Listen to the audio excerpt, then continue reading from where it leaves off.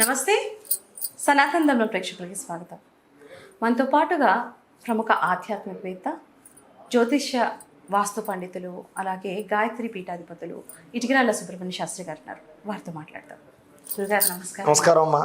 గురుగారు, ఇప్పుడు ప్రతి ఒక్కరికి ఒక సమస్య అంటూ ఉంటుంది. ఎలా అంటే మన ఇంట్లో ఏదైనా శుభకార్యం చేసుకున్నా, ఏదైనా ఒక మంచి కార్యం చేసుకుందాం అనుకున్నప్పుడు 10 మందికి మనం చెప్తాం. అలాంటిది వెనక్కి వెళ్ళిపోతూ ఉంటాం. ఒక బిజినెస్ పెట్టాలనుకున్నా, ఒక పెళ్లి చేయాలనుకున్నా, ఒక సంబంధం వచ్చినా, లేకపోతే నరఘోష, ఇలాంటివి ఎక్కువగా తరచూ చూస్తాం. చాలా మందికి ఇలాంటివి తగులుతూ ఉంటాయి. సో ఇలాంటి సమస్యల నుంచి బయటపడాలి అంటే ఎటువంటి రెమెడీస్ కానీ, అసలు ఎలా తట్టుకోగలరు ఏ వ్యక్తి అయినా? మనం అలా అని మనం చుట్టూ ఉన్న వాళ్ళకి చెప్పలేం, చెప్పకుండా ఉండలేం. తెలుస్తుంది. సో ఇలాంటి నుంచి మనం ఒక మనిషి తట్టుకోవాలంటే ఏం చేయొచ్చు? ఎలాంటి సమస్య? ప్రొటెక్షన్. దీని పేరే ప్రొటెక్షన్. ప్రతి మనిషికి ఒక ప్రొటెక్షన్ కావాలి. మనం ఎలాగైతే పడుకోవడానికి ఇల్లు ఎలాగైతే కావాలో, అలాగే శత్రు బాధల నుంచి, శత్రు దోషాల నుంచి, నరదిష్టి నుంచి, నరఘోష నుంచి, నెగిటివ్ ఎనర్జీ నుంచి ఎప్పుడూ మనిషి తప్పించుకోవడానికి కంపల్సరీగా ప్రొటెక్షన్ కావాలి. అది లేదా మనిషి 4 మెట్లు ఎక్కుతాడు, 2 మెట్లు దిగుతుంటాడు. 10 మెట్లు ఎక్కుతాడు, 4 మెట్లు దిగుతుంటాడు. వీడి జీవితాంతం మెట్లు ఎక్కడం సరిపోతుంది, ఎక్కడం సరిపోతుంది తప్ప ఎదగడు. వీడు పైకి వెళ్ళలేడు. అలాంటి వాళ్ళు ఎంతోమంది ప్రస్తుతం ఉన్నారు. చూస్తున్న ప్రేక్షకులు కూడా నిజమైతే ఈ సమస్యతో చాలా మంది సతమతం అవుతూ ఉంటారు మానసికంగా. అరే మేము ఎదగలేకపోతున్నాం, ఎందువల్ల వెనక్కి వెళ్ళిపోతున్నాం అని కూడా తెలియకుండా ఒక మానసిక వేదన పడుతూ ఉంటారు. ఏమో ఇప్పుడు చూస్తున్న ప్రేక్షకులు అలాంటి వాళ్ళు ఉన్నారో లేదో కామెంట్ పెట్టండి ఒకసారి, తెలుస్తుంది. అంటే మన అంచనా కరెక్టా కాదా? నిజంగా మీరు ఇలాగా కొన్నాళ్ళు ఎదిగి, కొన్నాళ్ళు పడిపోయి, కొన్నాళ్ళు బాగుండి, కొన్నాళ్ళు బాగుండక, కొన్నాళ్ళు అద్భుతంగా రాణించేసి, కొన్నాళ్ళు మళ్ళీ విపరీతంగా నష్టపోయి ఇలా బాధపడుతున్నారు లేదని కామెంట్ పెట్టండి. ఎందుకంటే ఖచ్చితంగా ప్రతి మనిషి జీవితంలోనూ కూడా కష్టపడుతున్నా, చాలా యాతన పడుతున్నా, శ్రమ పడుతున్నా, అన్నీ బాగున్నా ఎదుగుదల రాకపోవడం, కెరీర్ గ్రోత్ రాకపోవడం, ఆ వ్యాపారంలో లాభం రాకపోవడం, ఇంట్లో సుఖం లేకపోవడం, మనశ్శాంతి లేకపోవడం, ఆరోగ్యం కూడా అంతే విచిత్రంగా ఉంటుంది. కొన్ని రోజులు బాగానే ఉంటుంది ఆరోగ్యం, కొన్ని రోజులు మళ్ళీ ఏదో ఒక సమస్య, వరుసగా ఆరోగ్యం బాగుంటుండదు, ఏదో ఒక నలత వస్తుంటుంది, మళ్ళీ బాగుంటుంటుంది. ఇలాగేంటంటే కొంచెం అందంగా కనపడినా, ఇంట్లో ఏదైనా ఇంకా మంచి జరగబోతోంది, ఏదైనా ఒక స్థలం కొనాలన్నా, ఏదైనా మంచి జరగబోతోంది అంటే వెంటనే ఏదో ఒక అడ్డు రావడం, అయిపోతున్న పనుల్లో ఆగిపోతుండడం, ఆశపడడం, ఆశభంగం అయిపోతుండడం, ఇలా బాధపడే వ్యక్తులు ఎంతోమంది ఉన్నారు. తెలుసా మీకు? దీనికి అసలు కారణం ఏంటి తెలుసా మీకు? నరదిష్టి, నరఘోష, విపరీతమైనటువంటి నెగిటివ్ ఎనర్జీ. ప్రతి మనిషి జీవితంలోనూ కూడా వాడి పాప కర్మను బట్టి, వాడు చేసుకునే కర్మను బట్టి, అలాగే వాడి నిత్య కృత్యాలను బట్టి, వాడి జాతక దోషాలను బట్టి, జాతకంలో రాహుగ్రహ దోషాన్ని బట్టి కూడా నెగిటివ్ ఎనర్జీ అనేది ప్రతి మనిషి జీవితంలోనూ కూడా పట్టి పీడిస్తుంటుంది. అంటే వాడి పుణ్యాన్ని క్షీణింపజేస్తుంది. అర్థమైందా?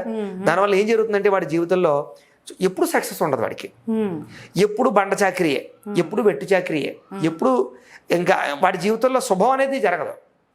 ఒకవేళ జరిగిదాకా గండాలే వాడికి. అర్థమైందా మీకు? వాడు వ్యాపారం పెట్టాలన్నా, ఉద్యోగం ప్రయత్నం చేసినా, వివాహ ప్రయత్నం చేసినా, సంతానం కోసమైనా చివరిదాకా వస్తుంటే ఆగిపోతుంటాయి. ఆశించి తీసేయడం అనమాట. నోటి దాకా వచ్చి పోతుంటాయి. ఇలాగ నలిగిపోయి ఉంటుంటారు. కొంతమందికి విచిత్రం తెలుసా మీకు? అన్నాళ్ళు బ్రహ్మాండంగా వ్యాపారం సాగుతుంది, సడన్గా మళ్ళీ డల్ అయిపోతుంటుంది. విచిత్రంగా బ్రహ్మాండంగా సాగే వ్యాపారమే, అన్నీ బాగుంటాయి, విచిత్రంగా తగ్గిపోతుంటుంది ఆదాయం. ఇలా నలిగిపోతుంటారు. ఇంట్లో అన్నీ బ్రహ్మాండంగా ఉంటాయి, సడన్గా ఇంట్లో అందరికీ అనారోగ్య సమస్యలు వచ్చేస్తుంటాయి. ఇలాగ ఏదో రకంగా వాళ్ళకి అది తగలాల్సిందే. మనం కొన్నాళ్ళు బాగున్నామా, కొన్నాళ్ళు నరదిష్టి తగిలిందా, అంతెందుకు శుభకార్యం చేయండి మీ ఇంట్లో, తర్వాత వెంటనే చూద్దరు కానీ మీకు ఏదో రకమైన ఎఫెక్ట్ వచ్చేస్తుంది. నరదిష్టి విపరీతంగా అంటే మరి పూర్వం లేవండి నరదిష్టిలో. పూర్వం లేవండి అంటే పూర్వం తీసుకునే జాగ్రత్తలు, పూర్వం తీసుకునే పరిస్థితులు వేరు. పూర్వం అందరూ దిగజారిన స్థితిలోనే ఉండేవారు. మీకు పూర్వం ఇప్పుడు 25 సంవత్సరాలు 30 సంవత్సరాల క్రితం తీసుకున్నట్లయితే అందరికీ సామాన్యమైన ఇళ్ళే, అందరూ సామాన్య బతుకులే. సాఫ్ట్వేర్ లేవు, హార్డ్వేర్ లేవు, ఇంకోటి లేదు. అందరూ వ్యవసాయదారులే. ఒక ఎకరం ఎక్కువ, ఒక ఎకరం తక్కువ, అందరూ కూలి పనిదారులే. ఊళ్ళో 4-5 జమీందారులు, 4-5 షావుకారులను, 100-10 మంది గొప్పవాళ్ళు ఉంటే 90 మంది సేమ్ ఒకేలా బతికేవారు. ఒకరిని చూసి ఒకటి ఏడ్చింది లేదు, ఒకరిని చూసి ఒకటి ఏడ్చింది లేదు. అర్థమైందా? ఇప్పుడు అలా లేవు రోజులు. ఇప్పుడు ఎలా ఉన్నాయో తెలుసా మీకు? అప్పటిదాకా సైకిల్ మీద వెళ్ళేవాడు తర్వాత నెలలో కారులో కనపడుతున్నాడు. అర్థమైందా? వాడికి ఏదో అదృష్టం కలిసి వస్తుంది. ఆడి కష్టం. అప్పటిదాకా ఉద్యోగం లేక 2-3 ఏళ్ళు బాధపడి వాడికి సడన్గా ఏ సాఫ్ట్వేర్లోనూ ఇంకోటి దాంట్లోనూ అమెరికా పోయి, ఆస్ట్రేలియా పోయి, లండన్ పోయి డబ్బు సంపాదిస్తున్నాడు. సడన్గా ఏదో వ్యాపారం పెడుతున్నాడు, కోటీశ్వరుడు అయిపోతున్నాడు. అక్కలదిలే. ఇలాగేంటి, ఒక వ్యక్తి ఎక్కువ ఐశ్వర్యం సంపాదించే పరిస్థితులు వచ్చాయి. దానివల్ల ఏమవుతుంది, దృష్టి బాగా పడుతుంది. అర్థమైంది మీకు? అవన్నీ కాకుండా ఇంకో పెద్ద విషయం చెప్తా మీకు, సీక్రెట్. ఇదివరకు సంపాదించుకునేవారు, ఇప్పుడు అప్పు చేసుకుంటున్నారు. వాడు ఎలా కొన్నాడు వీడికి అక్కర్లేదు. వాడికి ఇల్లు వచ్చేసింది, కారు వచ్చేసింది, పెళ్ళి అయిపోయింది, నెగలేసుకున్నారు, అవును, బ్రహ్మాండంగా పిల్లలు చదివించేస్తున్నాడు. ఏంటి, స్థలం కొనేసాడు. అవును, వాళ్ళ పిల్లలు చదువుతున్నారు, అమెరికాకి వెళ్తున్నారు, మా పిల్లలు వెళ్ళట్లేదు, మేము వెళ్ళలేదు. కానీ వీడిని వాడు అప్పు చేసేది అన్నాను దృష్టి ఉండదు వీళ్ళకి. మరి ఎంత సంపాదించేసి చేసేసాడు అనుకుంటారు వీళ్ళందరూ. సో ఇవన్నీ కారణాల చేత ఏమవుతుంది, వాడు సంపాదించిన దానికన్నా అప్పు చేసి ఖర్చు పెట్టినా సరే అది గొప్పగా కనపడుతుంది. కనపడేసరికి వీళ్ళందరి దృష్టి ఏమవుతుంది, అయ్యి బాబు ఎంత సంపాదించేశాడు, నడు దృష్టి నల్లరాయన నాశనం అయిపోతుంది కదా. ఆ కారణంగా ఏమవుతుంది, ఆ దృష్టి ప్రభావం, చెడు దృష్టి ప్రభావం వీళ్ళ మీద నెగిటివ్ ఎనర్జీగా పడిపోతుంది. సాధారణంగా కూడా గుర్తుపెట్టుకోండి, మనిషి యొక్క సైకాలజీ చెప్తాను మీకు. మనిషి తనకన్నా ఎదిగిన వాడు చూసి ఓర్వలేడు, అది జాతి లక్షణం. అది ఇంట్లో సొంత తమ్ముడైనా సరే అన్నగారి కన్నా బాగా ఎదుగుతున్నాడంటే సహజ సిద్ధంగానే కుళ్ళిపోతాడు లోపల. సొంత అక్క చెల్లి తనకన్నా బాగా ఎదుగుతోంది, ఉద్యోగంలో కావచ్చు, చదువులో కావచ్చు, ఇంకో దాంట్లో, సొంత అక్క తట్టుకోలేదు. కానీ బయటికి అలా ఉండవు. అలాంటి పరిస్థితుల్లో ఉన్నటువంటి ఈ రోజుల్లో ఖచ్చితంగా ఎదుటివాడు మనం చూసి ఏడవడాన్ని ఎందుకు అనుకుంటున్నాం, ఆ ప్రభావం ఖచ్చితంగా ఉంటుంది. అయితే పైకి ఏం చేస్తారో తెలుసా మీకు, చాలా హ్యాపీగా మనం బాగుంటే వీళ్ళు ఎంతో ఆనందపడిపోతున్నట్టుగా, పోలేరు బాబు నువ్వు నిజంగా ఇలా కారులో తిరుగుతుంటే, ఇల్లు కట్టుకుంటే ఎంత హ్యాపీగా ఉందో, నువ్వు బాగుపడడం చూసి చాలా హ్యాపీగా ఫీల్ అవుతున్నానరా అని లోపల ఉంటాడు. వెనకాల మాత్రం రకరకాలుగా ఫీల్ అవుతాడు. ఇది అంతర్గత శత్రువు అంటారు దీన్నే.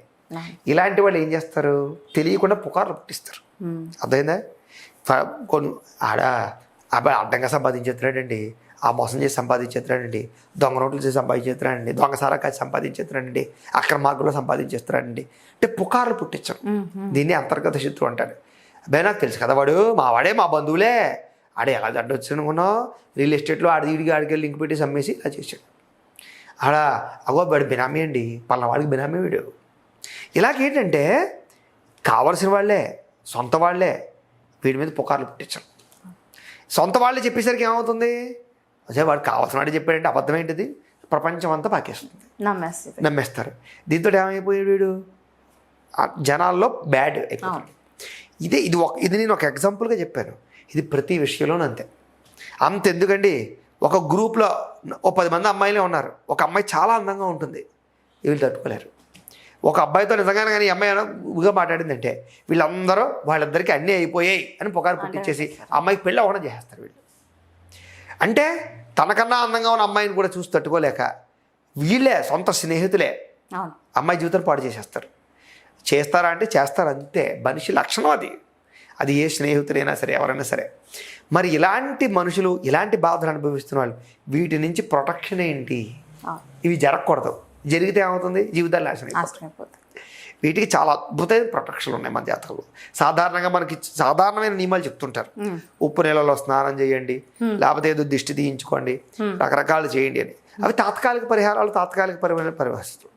కానీ ఎప్పుడైనా సరే ఇలాంటి వాటి నుంచి తప్పించడానికి శూలిని దుర్గ అనే ఒక అద్భుతమైనటువంటి ఉపాసన ఉంటుంది, చాలా పవర్ఫుల్. అది ఏం చేస్తుందంటే అదొక యంత్రం అనమాట. అలాంటి యంత్రాన్ని తయారు చేసి ఇంట్లో పెట్టుకోవడం, లేదా అలాంటి యంత్రం చిన్న యంత్రంలో లెక్కించి దానికి జపం చేసి దాన్ని తాబీజులో చుట్టి మెడలో వేసుకోవడం, లేదా ఏదైనా ఒక పవర్ఫుల్ మాలకి ఆ శూలిని దుర్గా మంత్రంతో కొన్ని జపం చేయించడం, జపం చేసి ఆ మాలకి దారబోయడం, ఆ జపమాలని మెడలో వేసుకోవడం.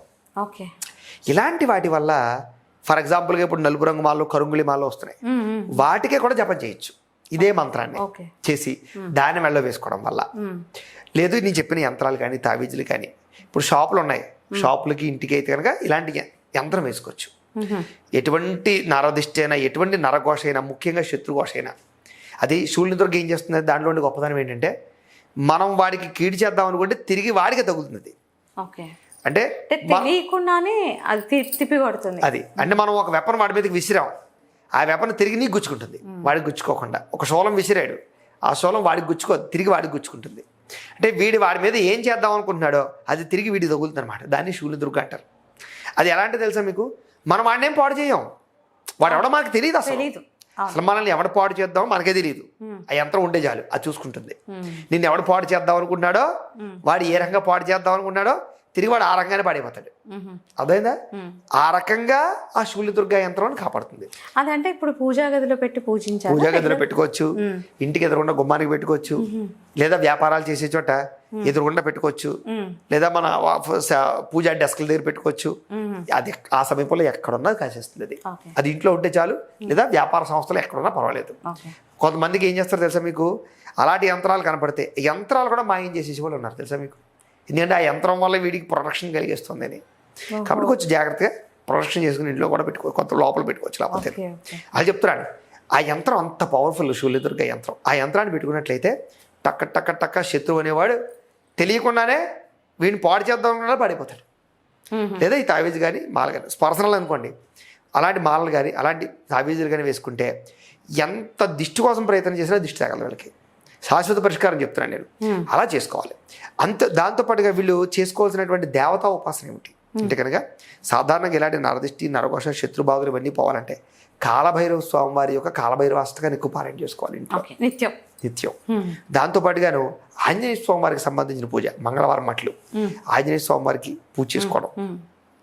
దాంతోపాటుగాను మనకి ఈ దేవి ఖడ్గమాల స్తోత్రం అని ఉంటుంది, చాలా పవర్ఫుల్. అది కనకదార స్తోత్రం, ఖడ్గమాల, దేవి ఖడ్గమాల స్తోత్రం ప్రతి శుక్రవారం ఇంట్లో పూజ చేసుకోవడం. ఇవన్నీ కూడా శత్రుపరమైనటువంటి దోషాలను పోగొడతాయి. అన్నిటికన్నా ముఖ్యం ఏంటంటే కనుక చెప్తున్నాం కదా, దేనికైనా సరే ఈ యంత్రాలు బాగా పనిచేస్తాయి. మాకు ఫోన్ చేశారనుకోండి, వాళ్ళు గోత్రాల పేర్లు తీసుకుని ఆ యంత్రాలకి జపాలు హోమాలు చేసి వాళ్ళ పేరు మీద చేసి వాళ్ళకి మేము కొరియర్ చేసేస్తాం. లేదా తావీజ్ కానీ మాల కానీ ఇంతే ఇచ్చేస్తాం. అది వేసుకున్న తర్వాత రిజల్ట్ కనపడుతుంది వాళ్ళకి. విచిత్రం అది చెప్తున్నాను నేను.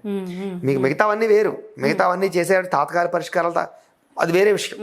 కానీ ఇవి ఎలా ఉంటుంది తెలుసా మీకు, అవి వేసుకున్న తర్వాత యంత్రం పెట్టిన తర్వాత మీకు రిజల్ట్ అవి వ్యాపారాలు చేసి చోట అవ్వచ్చు, ఇంట్లో అవ్వచ్చు, మార్పు కనపడుతుంది. తెలియని పాజిటివ్నెస్, తెలియని సక్సెస్, తెలియని ఎదుగుదల, ప్రశాంతత, గ్రోత్.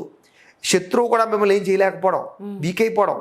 అర్థమైందా? ఇక తిరిగి వాడి వల్ల లబ్ధి పొందడం, వాడు పాడు చేద్దామని లాభం వచ్చేస్తుంది మనకి. అర్థమైందా మీకు?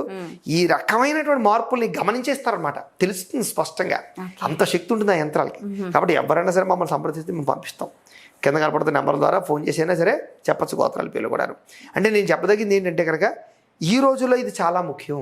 అది ఎవరికైనా సరే, ఆఖరికి ఇంట్లో బాగా చదువుకుని కుర్రాడు ఉన్నా కూడా తెలుసా మీకు, వీళ్ళింట్లో పిల్లలు బాగా చదవట్లేదంటే దృష్టి వాడి మీద పోతుంది. వాడు చూడ ఎంత బాగా చదువుతున్నాడా, అన్నం వెంటనే తగిలేసింది వాడికి, అంతే వాడు పరీక్షలు వేసేపో అనుకున్న మార్కులు రావు వాడికి.